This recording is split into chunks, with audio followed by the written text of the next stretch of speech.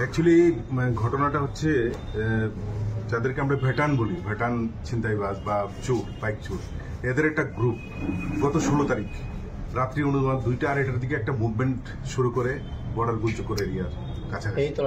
তো অ্যাকর্ডিংলি এই খবরটা আসে ওসি রানা চ্যাটার্জির কাছে। অ্যাকর্ডিংলি ওসি রামনগর আউটপোস্ট এবং পশ্চিম থানার একটা পুলিশের টিম সেখানে সঙ্গে সঙ্গে দৌড়ে যায় ওদেরকে ধরার জন্য।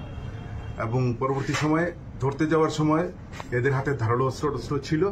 ওরা আমাদের পুলিশ টিমের উপর আক্রমণ করে, এতে আমাদের একজন কনস্টেবল রামনগর আউটপোস্টের দীপক দেব সে রক্তাক্ত জখম হয়।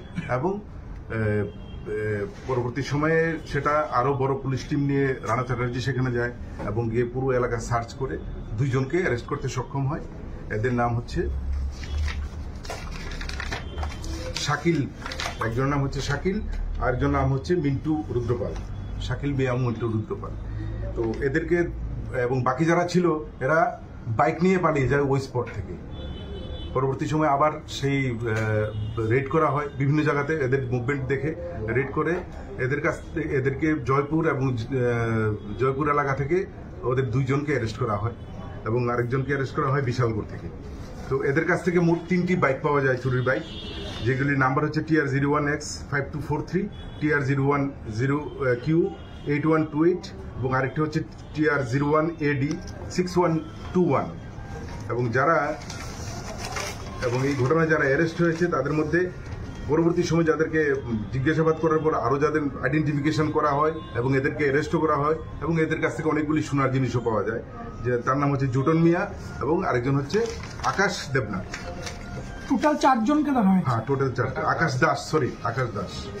তো একজনকে বড় গুলচক্কর, একজনকে জয়পুর, আর একজন বিশালগড়, আর আরেকজন জয়পুর থেকেই মোট 4 জনকে অ্যারেস্ট করা হয়। এই গ্রুপটা তাদের স্বীকারোক্তি দিয়েছে যে তারা বিভিন্ন জায়গায় ছিনতাই করে এবং বিশালগড় বাইপাসে ওরা ছিনতাই করেছে, উদয়পুরে এরা এই ধরনের ছিনতাই এবং বাইক চুরি সংগঠিত করেছে, আগরতলার বিভিন্ন জায়গায় এরা বিভিন্নভাবে অনেক অ্যাক্টিভিটিস করেছে। তো আমরা এদেরকে পুলিশ রিমান্ডে এনে জিজ্ঞাসাবাদ করছি এবং এদেরকে আজকে আবার ফার্দার রিমান্ড চেয়ে আমরা এদেরকে কোর্টে তুলব। বাকি যে জায়গাতে এদের চুরি সংগঠিত করেছে বা বাইক স্ন্যাচ করেছে আর বাইক চুরি করেছে এগুলিকে আমরা বার করার চেষ্টা করব। আরো থাকবে আর মিনিমাম 7 থেকে 8 জনের একটা গ্রুপ আমরা আন্দাজ করতে পারছি। আরো বাকি 2-3 জন এখনো। সবাই আগরতলা কোথায় থাকে?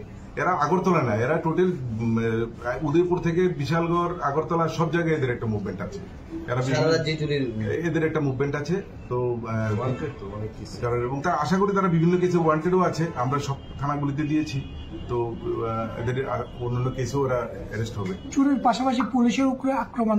হ্যাঁ, ওরা ভীষণ, কারণ যেহেতু গ্রুপটা বড় ছিল, এরা পালিয়ে যাওয়ার ক্ষেত্রে তারা পুলিশের উপর আক্রমণ করতেও তারা দ্বিধাবোধ করেনি। এদের কাছে ধারালো অস্ত্র ছিল।